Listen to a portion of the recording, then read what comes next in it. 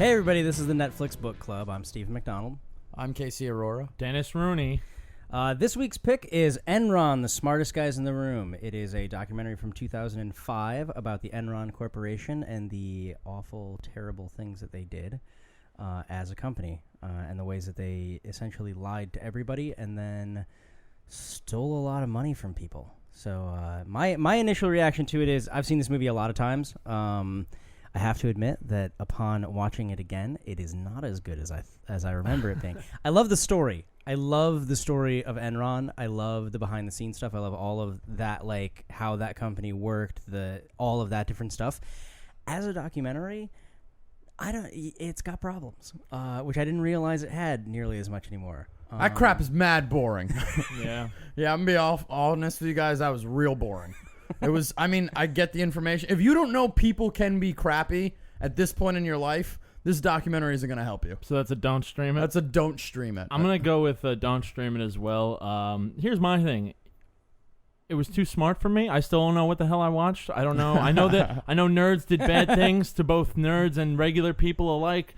But a lot of it was over my head, and it just made me feel stupid, and I don't like to feel stupid. Let's just pull this out. I would personally, I would say you should stream it at least once, just because it's an important story, historically. Man, that should be in a textbook somewhere, and that's it. Just go to Maybe just Wikipedia. just read up on it. Yeah, I think that if somebody puts like a BuzzFeed article about it, we're just as good.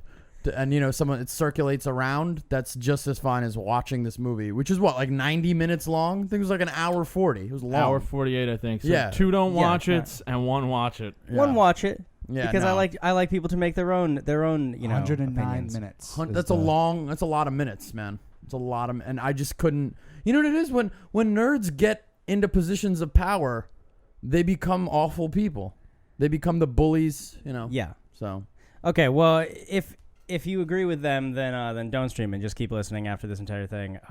If you agree with me, then I would say stream it and then come back for our completely spoiler-filled discussion. I'm not a beat reporter, so I would have had no reason to look at Enron, but Jim Chanos mentioned to me that I should take a closer look at Enron's financial statements, and it wasn't clear from Enron's financial statements that there was fraud here, but what was clear is that something didn't add up. In March 2001, Bethany McLean, a reporter with Fortune magazine, first raised questions about Enron's financial condition. She asked a simple question in the article that no one could seem to answer. How exactly does Enron make its money? Title of this movie could have been Crooked Nerds, Steven. That's what this could have been, dude. Crooked Nerds getting back at society. Yeah. It's spiteful not really, nerds. No, because that's the thing is it's not really crooked nerds getting back at society. That's the thing, though. It's just crooked nerds. It's just crooked nerds. It's this. There's a really interesting reality that started happening in the 90s and into the 2000s, where essentially with the rise of the internet and the rise of high frequency trading and all these different ways that we use the internet that we involve the internet in our economics and the way that we use technology in the way that we transfer goods and services and stuff like that, it became where people that used to go and work for like NASA, like they used to be like, I'm going to go work for NASA and I'm going to do awesome things and send somebody to the moon and make a satellite and do all this different stuff.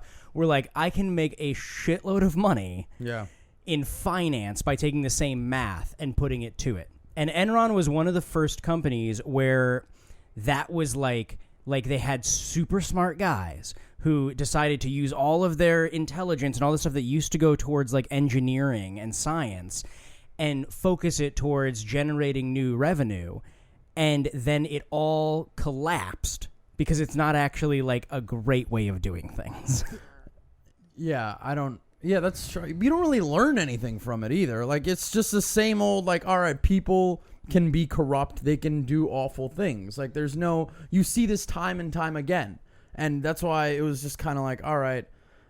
To me, it was a long news story that you could have seen on a weeknight. Yeah, definitely a long. That's long what it is. Like news a story. 60 minutes episode. Yeah. Like that's what it could have. They could have trimmed out all the extra nonsense. These guys weren't even interesting. Like the most interesting dude was the Asian guy who had a Yeah, thing for Lopez. strippers, and they cut him out like a third through the movie. I was like, Yeah. what's he up to nowadays? Yeah, that he guy- retires with like 250 million. He's the only And a one who stripper. kind of gets out clean. And a Yeah. stripper. He Retires with a impregnated a stripper. stripper. Retires with a stripper. I'm gonna be honest. That guy was the coolest. I'm calling him Lopan, even though I know his name is not Lopan. I think it was close to that. It was like close to he Lopan. just. He's just like, you know what I think his realization was? He's looking around. He's like, yo, these white people are crazy. I'm out of here. And he just takes his money and he just bounces to Colorado. Yeah, they had to get rid of the interesting part of the story immediately. Yeah, they're like, when we make a documentary about this in a couple years, you can't be past the first 30 minutes.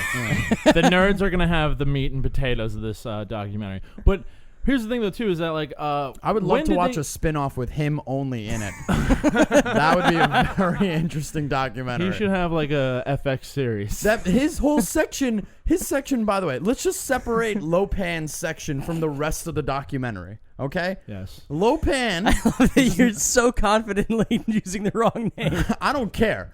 Because that's how that guy is so boss. He is like Lopan from Big Trouble in Little China. He goes in. Kung Lao is amazing. Yeah, he is just. This is what he does. He's like, oh, listen, I'm running my own division in the company. No one ever sees me. And then it just cuts to him just walking, just like walking around. He gets some guy working in Canada now because he said he talked back to him. The guy was like transferred. gasoline line. He talked back to him at a strip club where they were using the company's money to buy strippers. And the whole section involving this dude, involving Lopan, is all nudity. It's just stripper. Yeah. Like, this is a great way to throw in nudity By the way, unnecessarily. Yeah, I mean, did that... there was no need to have titties in that Yeah, documentary. there's no need. There's no need. but So many titties. They were like, there this was is... an absolute. They didn't have enough. They should have had one every 5 minutes, so you kept watching. I'm just going to point this out. I'm just going to point this out for all of the terrible B-roll that they did use throughout the Yes. entire movie. Oh my God, that was so the much. best B-roll that they Yes. could have chosen for the entire movie. I thought I was telling Casey is that that the movie you could tell was a documentary that came out before documentaries got really good. Like, Yes. Yeah. like they got really cut out all the facts. 'Cause there's so much them panning left and right of office chairs and No, and the just- funny thing is, it gets ridiculous after a while. Just Yeah. like, all right, I get it. There's a table. You're shooting it. It's the in a high director. rise. No, and it's really interesting to me because the director, Alex Gibney, has done a lot of great movies. Like this is earlier on. Not I wouldn't say earlier on in his One of career, his earlier things. but it's one of the earlier like big documentaries that he had come out because he did Taxi, he did The Dark Side, he did the movie Gonzo about. Hunter S. Thompson. Gonzo, Hunter I S. liked. I Thompson. saw that. He did We Steal Secrets about WikiLeaks that just came out I think this past year. Like he's a really good documentarian. I would he say- tells a story very well. It's just hilarious to me because when you look back on this, and this because this is my thing is when I look at the movie, and I think one of the things that you guys that I think is really funny about what you guys say of like yeah, this is just another corrupt business story is that it's like no, this is the first one in this in the technological sense. It was in every sense. The way it was that in we gas, the way that it was in electricity, it was everywhere. no, but in the way that we now, in 2014, we look back and we're like, yeah, all these guys are corrupt. That's exactly what they're doing. You're looking at high-frequency trading that we've got now. You're looking at the way that the stock market crashed in 2008. You're looking at the way that the housing market was put together. Very true. All of these very corrupt things. These were guys that were doing it in 1999 and 2000 when the internet was still people being like, you can get email. Yeah. That's the ridiculous thing about this, and it's why it's an important thing, and it's why I like the documentary, is that it's essentially like a microcosm or a canary in the coal mine for what we ended up having happen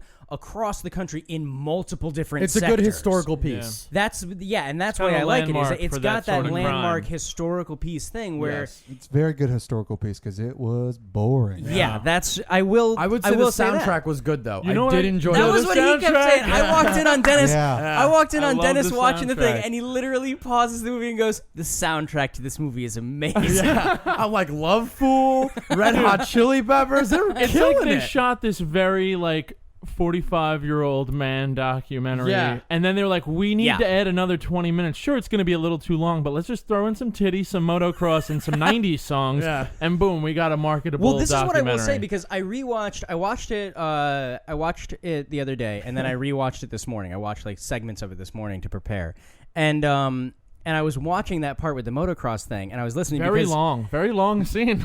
The scene with the motocross stuff is too long, but I will say this, is that you had mentioned where you were like, Dennis was talking to me before the show, and he's like, they're showing these clips of guys like jumping over huge stuff, doing Supermans and all these stunts. There's and no tricks way and that stuff. that's what they were doing, and it's like that's absolutely true. But I do know what they were doing, which was because they say they went on like a 1,200 mile thing through the Baja. Yeah. Okay, which is that's rough. But I'm just and saying, the thing is that's literally there's another documentary which I will probably make you guys watch at some point, but which is much better than this one. Great. That's called From Dust to Glory. Yeah.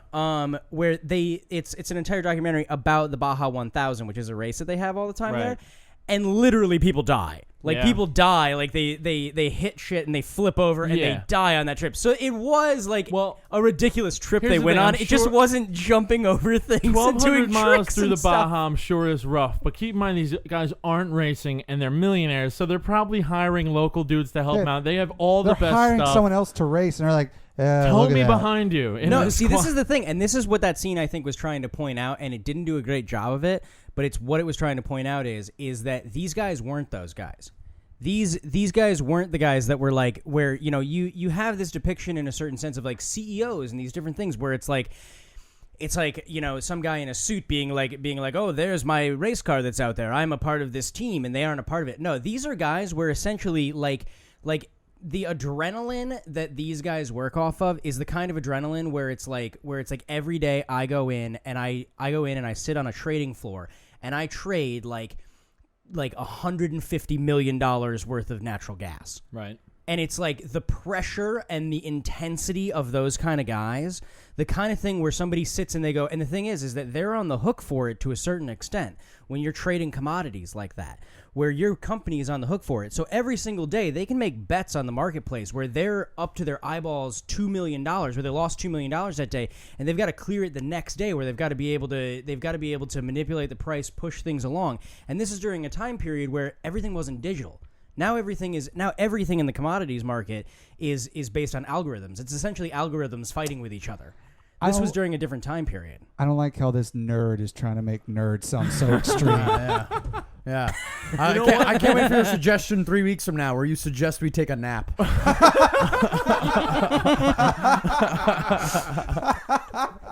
That's okay. I mean, the good thing is that we will take a nap rather than watching Old Boy. Are you fucking kidding me? Let's watch the new Old Boy, and then any of you fall asleep during that? You know what? At least I understood Old Boy. You know what I could have used in this documentary? A lot of documentaries, they'll have like a cartoon thing in the first 15 minutes that really spells it all out for you, like in simplest terms, like Michael Crichton shit. Like, this is how we brought back dinosaurs, and it shows less cartoon. Titties, more Mickey Mouse. Less titties, more Mickey Mouse. That's what I needed. Felt like Enron gave them the money to make this Yeah, movie. funded by Enron. Like, hey, look at this documentary we showed to all the people that lost millions of dollars from the company. It really did, because it didn't seem that they didn't come off as that bad of people, but they ruined lives. They got too deep. They just got too really. This That's got what out of we're my gonna get to hands. these guys, and then like it felt like it was made too soon. Like it was made like right before the trials.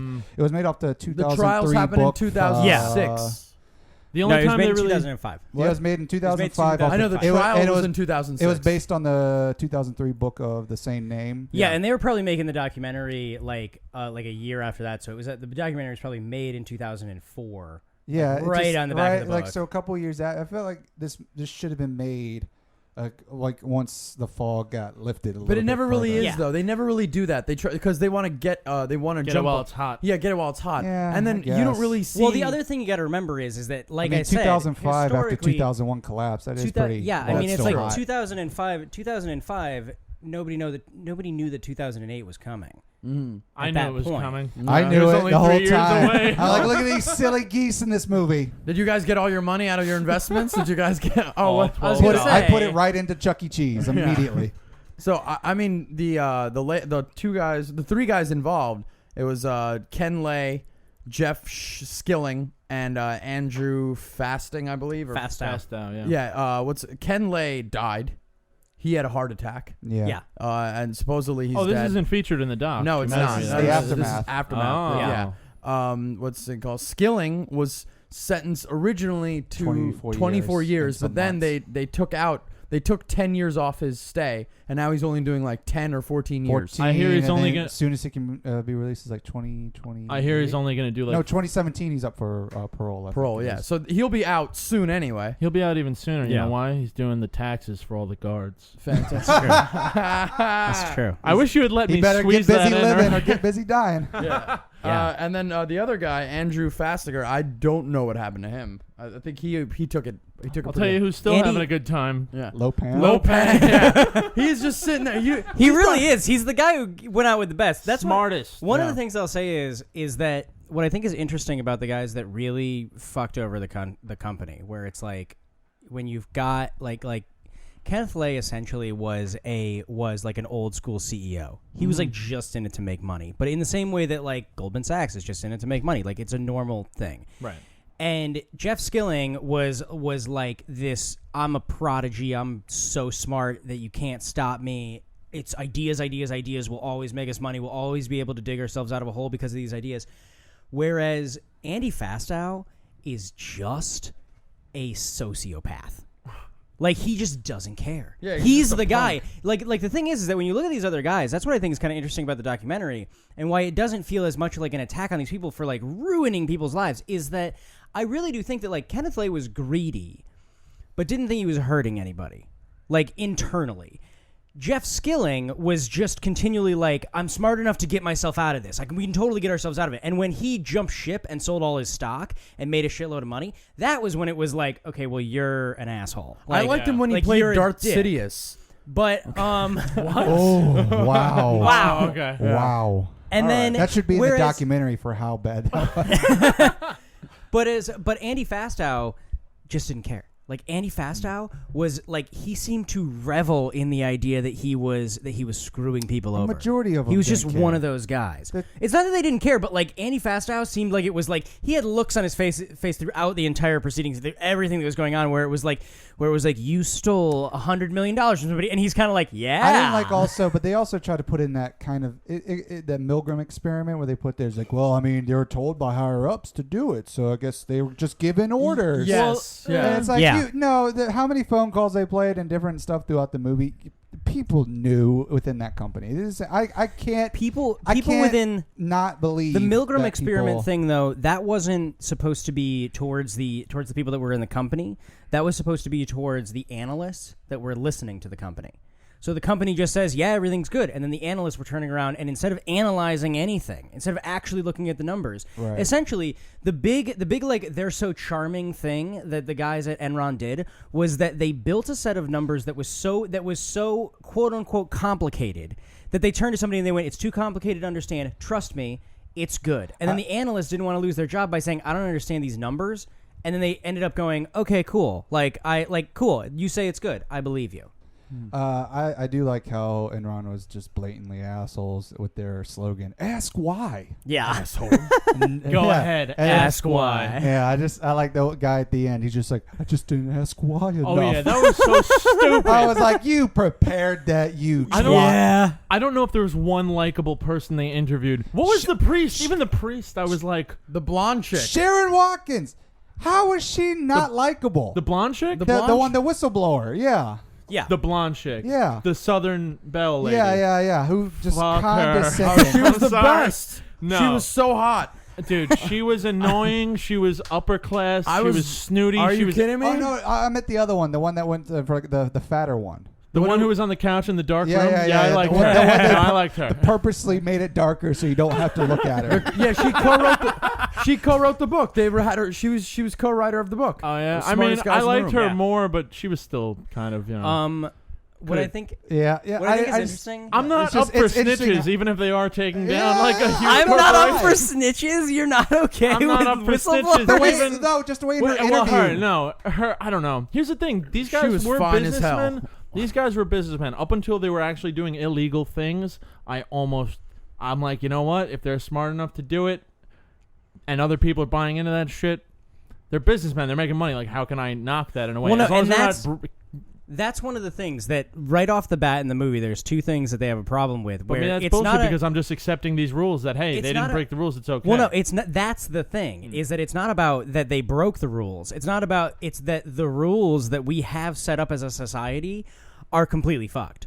That to me is the like when you look at this documentary historically, when you look at the economics that are behind the entire thing, the two things that it proves is that a free market system of selling something like energy merged with a mark-to-market accounting practice, which are still things that happen today. These are still unregulated marketplaces that involve a company that's using shady accounting practices. It's something that is absolutely happening right now. And the reality that you come down to that is that things like that can destroy the whole country. And there are people that like the documentary to me, as you know, it spells out in very human terms the element of that humans are absolutely corruptible, and that people will always end up becoming corrupt, whether there is a free market system, if you don't have checks and balances on the different system that you're working within, people will take advantage of it, and they will always take advantage of it. People are always going to try and get theirs.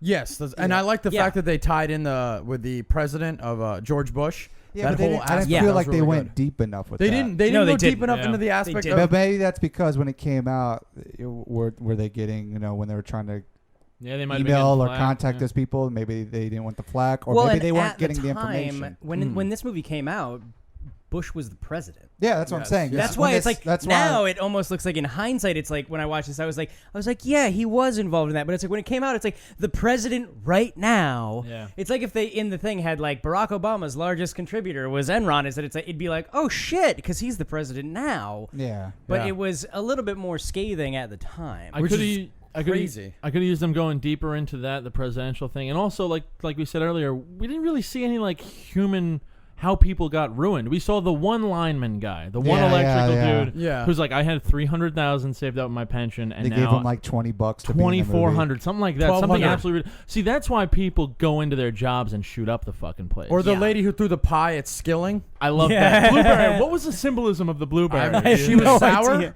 Yeah. I don't know. I was happy that Ugh. lady's money got taken. Jesus. Come up with a better PR thing. But yeah, the Well, no, and lineman. the funny thing is, whenever it's the people that had their money taken, that's the thing that sucks is that, and why it's important to have people pay attention to these type of things, and why I think it's an important documentary to watch is that the people who get screwed over are the linemen. The people who get screwed over are the people who are on the ground working as blue-collar workers for these companies. The guys that were the traders on the floor, they made their money. Right. They made millions and millions and millions of dollars, and they're going to walk away with it. It's And they're circular. They're going to go weep that they lost their job on their yacht. It's circular when you think about it because there's heavy regulations and then people are complaining no one's making money, everyone's upset, but this corruption doesn't happen. And then they finally loosen up on this and then corruption happens on a huge scale level and then they go, "Oh, wait, we got to batten down the hatches again." Yeah. And it just it's a circle. It's It like constantly happens.